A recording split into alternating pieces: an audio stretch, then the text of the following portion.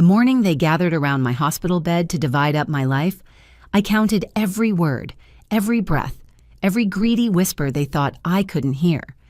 My sister Verena was actually wearing my diamond earrings, the ones from my jewelry box at home, while she discussed selling my house with Uncle Dwight.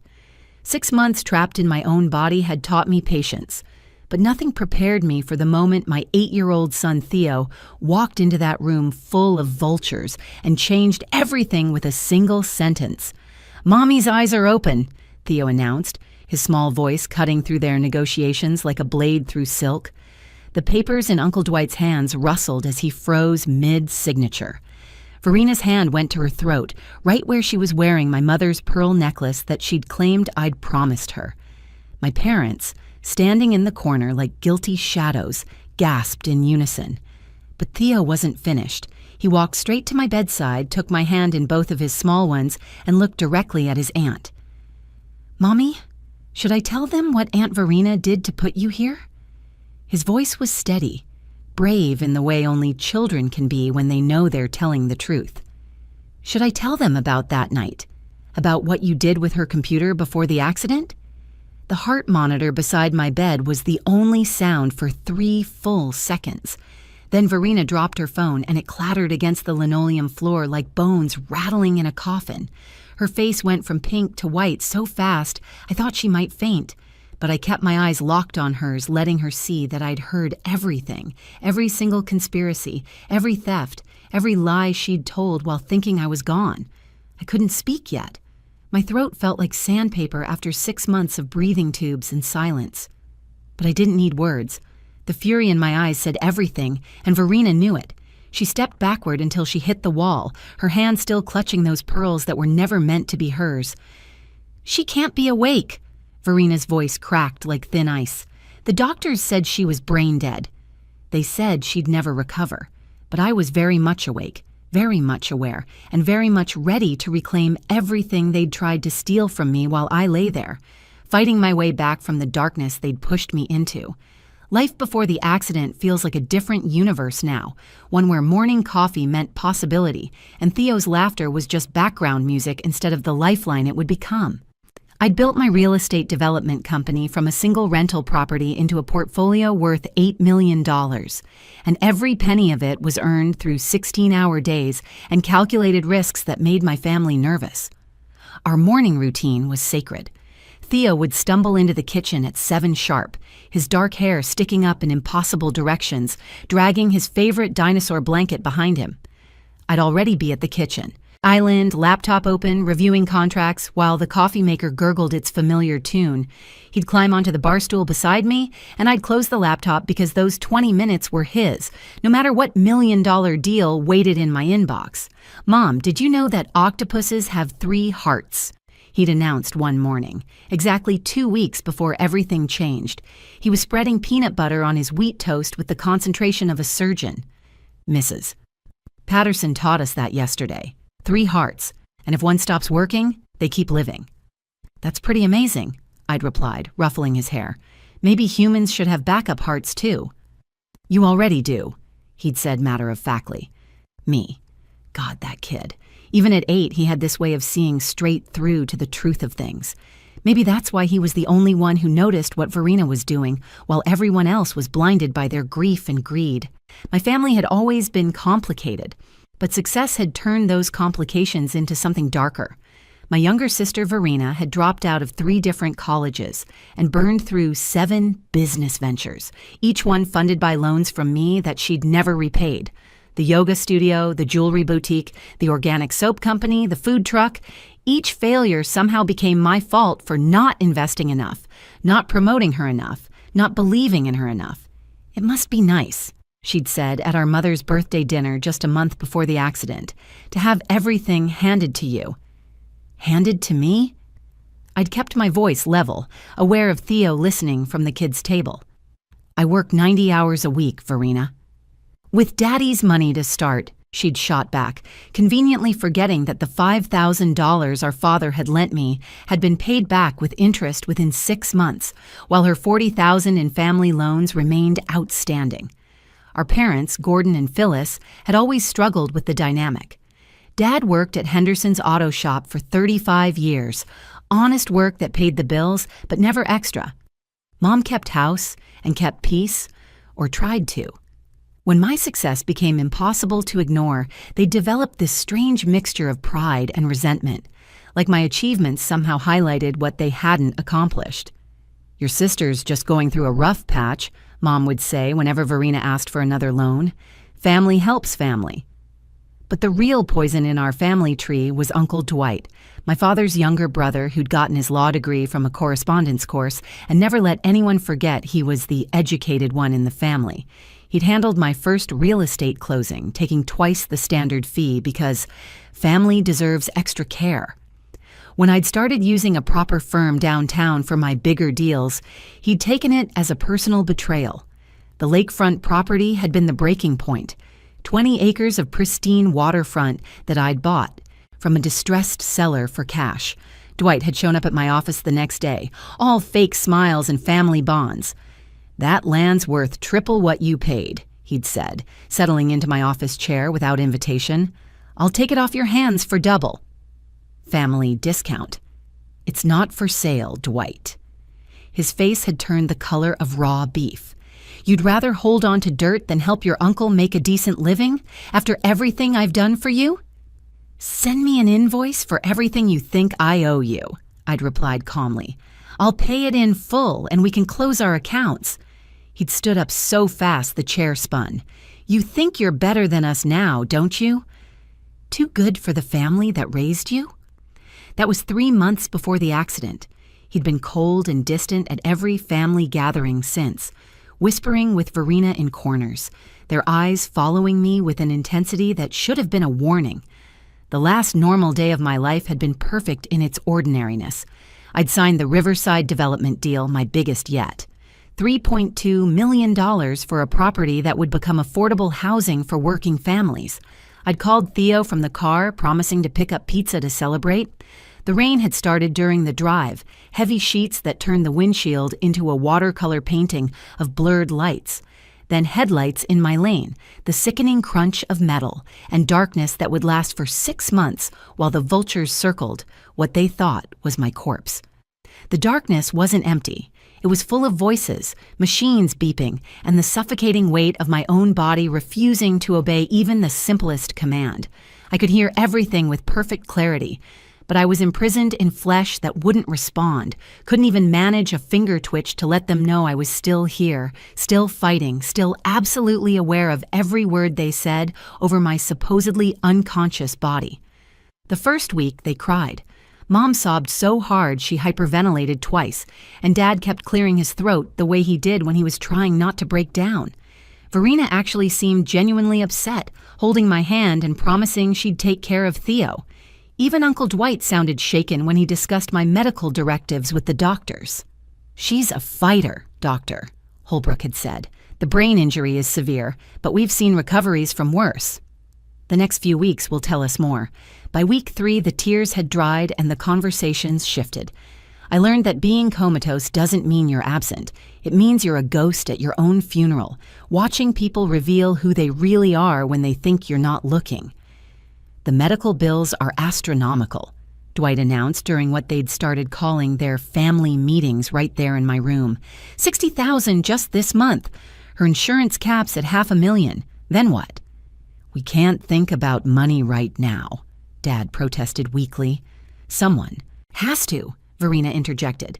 "Theo needs stability. School, clothes, food. Sienna would want us to be practical." I wanted to scream that Theo's college fund had $200,000 in it, that my life insurance would cover everything, that I had contingency plans they knew nothing about. But my voice was gone, trapped behind tubes and paralyzed vocal cords. Week 6 brought the lawyers, not just Dwight, but 2 associates from his struggling practice, vultures in cheap suits who spoke about me like I was already buried. "The power of attorney is clear," one of them said, papers rustling near my left ear. "Mr. Dwight Morrison has full authority to make financial decisions if Ms. Reeves is incapacitated for more than 30 days. That POA was from 8 years ago, before Theo, before my success, when I was young and stupid and thought family meant automatic trust. I'd been meaning to update it. had the new papers drafted, and sitting on my desk at home, unsigned because I'd been too busy living to think about dying. "What about the business?" Verena asked, and I heard the hunger in her voice. "Technically, it needs to keep running to maintain value. I'll need to appoint temporary management. Verena, you have the most availability." My company, which Verena couldn't even spell the name of correctly, suddenly under her control. She'd never run anything successfully except straight into the ground. The conversations became bolder as weeks turned into months. By month 3, they were dividing my possessions while standing over my bed. "I've always loved her engagement ring," Verena said one afternoon, and I felt her slide it off my finger. "Brett won't mind. He's remarried anyway." "That's stealing," Mom whispered. "It's practical." "These rings just attract the wrong kind of attention from hospital staff. I'll keep them safe." Safe in her jewelry box, no doubt. The engagement ring Brett had saved 6 months for, back when we were young and believed love could overcome anything, including his eventual infidelity with his secretary. I'd kept wearing it on my right hand for Theo, a reminder that even failed love could produce something perfect. Dr. Holbrook's updates became their ammunition. The EEG shows minimal activity. She's not responding to stimuli. The probability of meaningful recovery decreases significantly after 3 months. "So she's basically a vegetable?" Verena asked with barely concealed hope. "We don't use that term anymore, but yes, she's in what we call a persistent vegetative state. That's when they stop pretending I might wake up. Dwight started liquidating my assets for medical expenses, though I heard him mention a new BMW to his secretary on a phone call. Verena moved into my house to maintain it and began selling my furniture on Facebook Marketplace. I knew because she photographed each piece right there in my room, describing them out loud as she typed the listings. Restoration hardware leather. Sofa, barely used. 8,000 new, selling for 2,000 firm. Cash only. My parents' weak protests grew quieter each week. They were overwhelmed, elderly, and Dwight kept reminding them about their own debts, medical bills from Dad's heart surgery that I'd been quietly paying. The worst torture was Theo's visits. They limited him to twice a week, supervised, always with Verena or Dwight present to control the narrative. "Mommy can't hear you, sweetie," Verena would say when he tried to tell me about school, "but you can say goodbye if you want." "She's not dying," Theo insisted every single time. "She's just sleeping." Like Sleeping Beauty.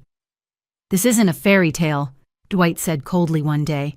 "Your mother is never waking up. The sooner you accept that, the easier this will be," but Theo never accepted it, and neither did I. Week 23 brought the first spark of hope. I felt a tingling in my left index finger, like electricity trying to find a path through damaged wires. The sensation lasted only seconds, but it was proof that my body hadn't given up, even if everyone else had. I focused every ounce of mental energy on that finger, willing it to move, to twitch, to do anything that would signal I was still fighting. The rehabilitation happening inside my skull was invisible to the monitors. I was rebuilding neural pathways through sheer determination, creating detours around the damage like a driver finding back roads when the highway is closed. Each day, I practiced visualizing movement, remembering the feeling of lifting my hand, turning my head, opening my eyes. The doctors would have called it impossible, but they weren't the ones trapped inside, desperate to break free. Verena's visits had become brazen shopping trips through my remaining possessions. She'd arrive with tote bags, filling them while maintaining a one-sided conversation for the nurse's benefit. "Oh, Sienna, I'm just taking a few things to keep them safe," she'd say loudly, then drop her voice to a whisper. "Not like you'll need designer handbags where you're going. The Chanel double flap will look perfect with my new outfit." One afternoon, she brought Uncle Dwight and 2 other men I didn't recognize. Their conversation made my blood run cold, or would have if I could have physically reacted. "The business audit is complete," Dwight announced. 3 development projects in progress, 8 properties in the portfolio, and about $4 million in liquid assets once we factor in the sales. "The offers on the lakefront property are coming in," one stranger said.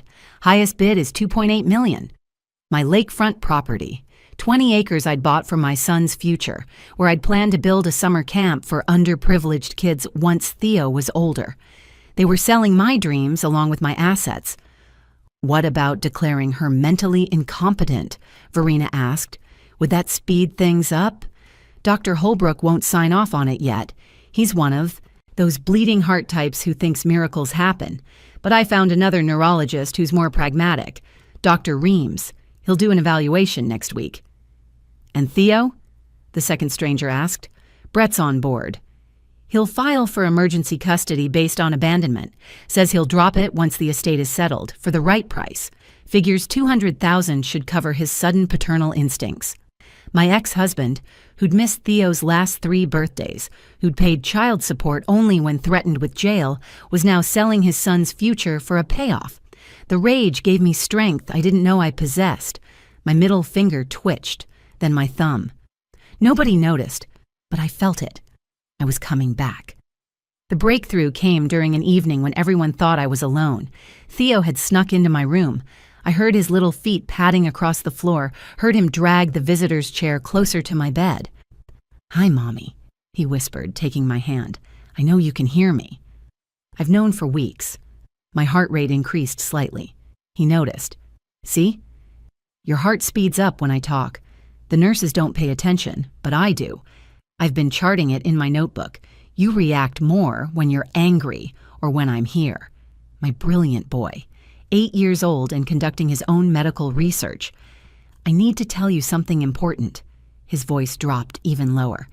I saw Aunt Verena at our house the night you crashed. I was supposed to be asleep, but I heard her in your office. She was on your computer, deleting things.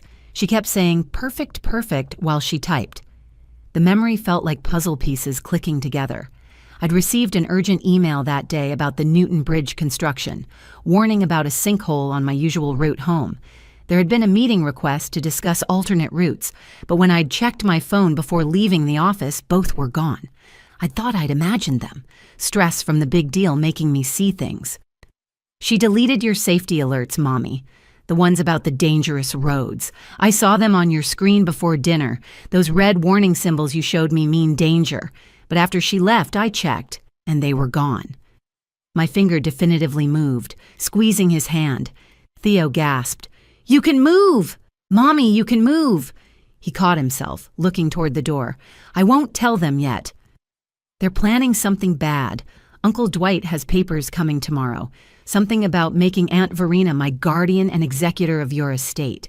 He says once, Doctor, Reams signs his evaluation, you'll be declared brain dead and they can do whatever they want. I concentrated harder than I'd ever concentrated in my life. My eyes had been moving under my lids for weeks, following sounds and light changes. Now I needed them to open.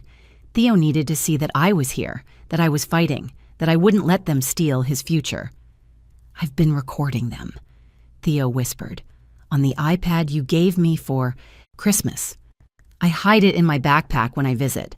I have 17 videos of them talking about your money, about sending me away to boarding school, about Aunt Verena moving into our house permanently. My son, my brilliant, brave son, gathering evidence while playing with action figures, looking small and helpless while documenting their crimes. The fury and pride mixed into something powerful enough to force my eyelids to flutter.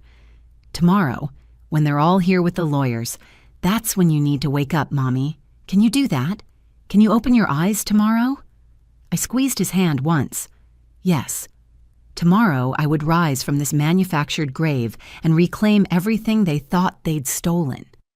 The morning arrived with unusual commotion. I heard multiple footsteps in the hallway, hushed conversations, the rustle of expensive suits and legal documents.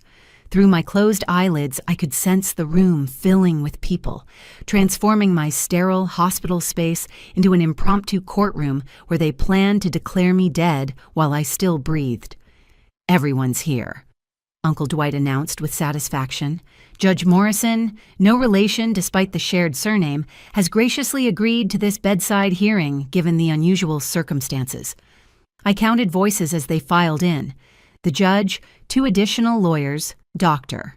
Reams with his prejudiced evaluation, Verena, my parents, 2 witnesses from Dwight's office, and a court reporter. They'd turned my potential deathbed into a legal circus, complete with an audience to watch them carve up my life. "Let's proceed," Judge Morrison said, his voice gravelly and impatient. "I have 3 more hearings today." "Your Honor," Dwight began formally, "we're requesting immediate transfer of guardianship of the minor child, Theo Reeves, to his aunt, Verena Blackwood, along with full control of the estate valued at approximately $8 million. The mother, Sienna Reeves, has been in a persistent vegetative state for 6 months with no meaningful brain activity." Dr. Reeves cleared his throat. "I examined Miss Reeves yesterday. Complete unresponsiveness to all stimuli. The EEG shows minimal cortical function. In my professional opinion, she will never regain consciousness. She's essentially brain dead, kept alive only by artificial means." Liar. He'd spent exactly 3 minutes in my room, never touched me, never ran a single test, just collected his fee for saying what Dwight wanted to hear. "The child needs stability," Verena added, her voice dripping with false concern. "I've already been caring for him, managing the household. It would be traumatic to disrupt his routine now. Managing the household by selling my furniture and wearing my jewelry, caring for Theo by telling him I was never coming back. The rage built like a storm in my chest. "Any objections?" Judge Morrison asked perfunctorily. "We object," my father said quietly, and everyone turned to stare at him. "This feels wrong. Sienna's still alive. Her heart is strong."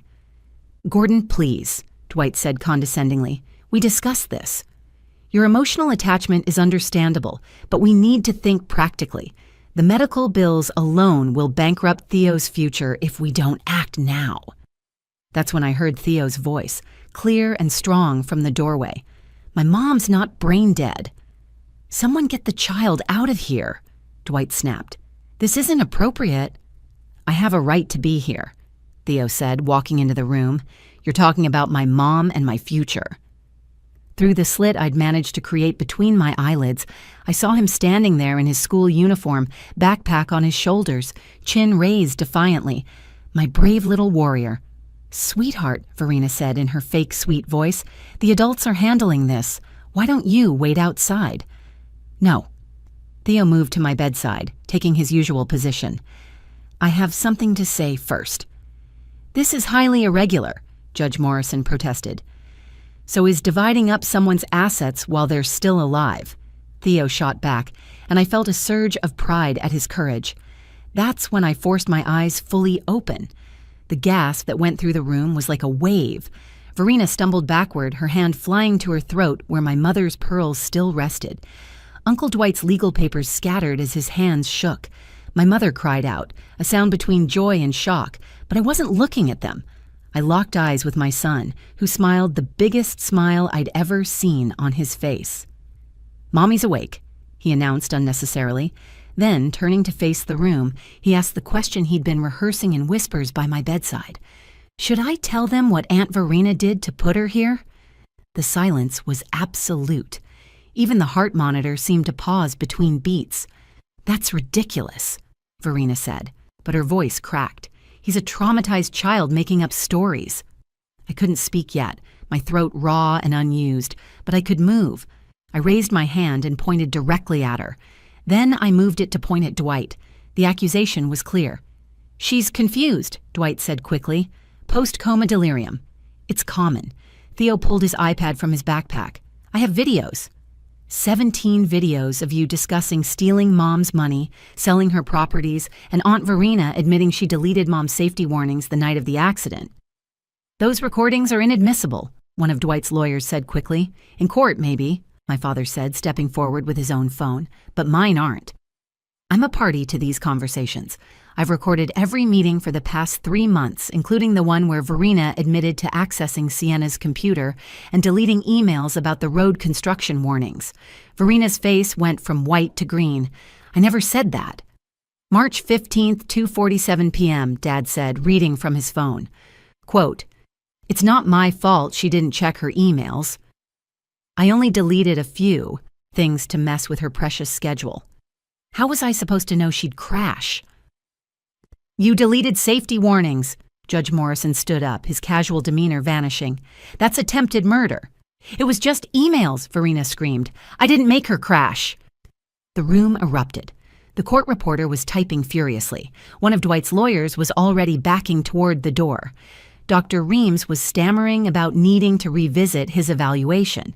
Through it all, I kept my eyes locked on my sister, letting her see every moment of consciousness she'd tried to steal from me.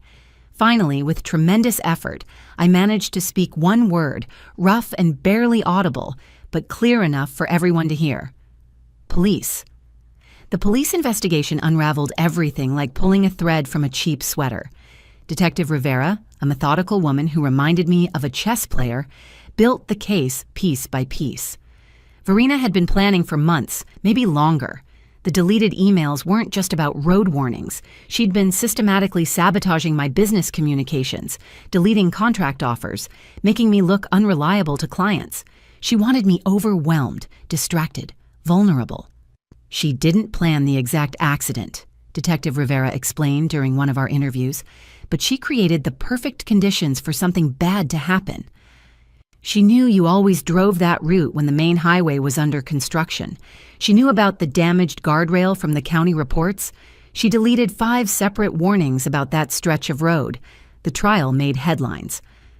Real estate mogul's sister, attempted murder for inheritance, ran in every paper from here to Seattle. Verena got 15 years for attempted murder and fraud. She cried during sentencing, claiming she never meant for me to get hurt, just wanted to level the playing field. The judge didn't buy it.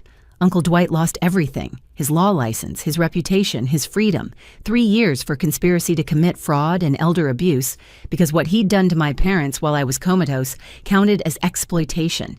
He'd convinced them to sign over their retirement savings for medical expenses that never existed. Dad testified against his own brother with tears streaming down his face, but his voice never wavered. Family isn't blood, Dad told me after the trial. It's who shows up when you can't show up for yourself. Dr. Reams lost his medical license for falsifying medical evaluations. Turns out I wasn't his first victim. 3 other families came forward with similar stories of loved ones declared vegetative while still conscious. He'd been taking bribes for years, signing death sentences for profit. Brett never got his custody hearing. The judge reviewed the recordings of him negotiating the price for abandoning his son and terminated his parental rights on the spot. Theo didn't cry when we got the news. He just nodded and said, "Good." He was never really my dad. Anyway, my recovery took 18 months. First, learning to speak again, my voice rough as gravel for weeks. Then walking, my muscles atrophied from half a year of stillness. But the hardest part was learning to trust again. Every time someone from my extended family reached out, I wondered what they wanted, what angle they were playing. The only trust that never wavered was with Theo. He'd saved my life, not just by exposing the truth, but by never giving up on me. During my recovery, he'd sit by my bed doing homework, chattering about school, reading me terrible jokes from his joke book, normal kid stuff that felt like miracles. "How did you know to record them?" I asked him one day during physical therapy, gripping the parallel bars while relearning to walk. "You taught me," he said simply. "Remember when Billy was bullying me in 2nd grade? You said document everything because people can't argue with evidence." My brilliant boy, using my own advice to save my life. My business not only survived, but thrived under the management of my assistant, Janet, who'd stepped up when everyone else was circling like vultures. She'd fought off Verena's attempts to take control, contacted my clients personally to explain the situation, and kept every project running. I made her a full partner the day I returned to the office. The lakefront property never sold. I turned it into exactly what I'd planned, a summer camp for underprivileged kids with a special program for children dealing with family trauma. We named it Second Chances. Theo helps counsel the younger kids, telling them his story of courage when adults fail you. My parents moved into our guest house. Mom never quite recovered from the betrayal of watching her daughter try to murder her other daughter, but she finds peace in gardening and reading to Theo. Dad became my fiercest protector, screening every visitor, every phone call, treating my safety like his personal mission. "I failed you once," he said. "Never again." but the most profound change was in how I saw consciousness itself. Those 6 months taught me that awareness isn't always visible, that someone can be fully present even when their body won't cooperate. I now fund research into coma patient communication and awareness. Too many families give up because they can't see the fight happening inside. Theo, now 12, still has breakfast with me every morning. We moved to a new house, one without memories of betrayal, with a security system that would make Fort Knox jealous. He's studying law now, says he wants to be a prosecutor. Someone needs to protect families from their families, he told me last week, his young face serious beyond his years. The wedding ring Verena stole while I lay listening. The police recovered it along with everything else she'd taken. I had it melted down and transformed into a compass pendant for Theo, engraved with the date I woke up and the words, "Truth always finds its way." Some nights I dream I'm back in that hospital bed, trapped and screaming silently while they divide my life into parcels. I wake gasping, heart racing until I remember I'm free. Then I walk to Theo's room, watch him sleeping peacefully. This child who became my hero when everyone else became my enemy. Family isn't who you're born to. It's who stands guard while you're defenseless, who believes in your return when everyone else is planning your funeral. It's an 8-year-old boy with an iPad and unwavering faith that his mother would come back to him. And I did. I always will. If this story resonated with you, if it reminded you that strength comes in unexpected packages, and that survival sometimes depends on the smallest voices, speaking the loudest truths, please share it with someone who needs to hear it. Leave a comment about a time when someone stood up for you when you couldn't stand up for yourself. And don't forget to subscribe to our channel for more stories of triumph over betrayal, survival against odds, and the unbreakable bonds that save us when we need saving most.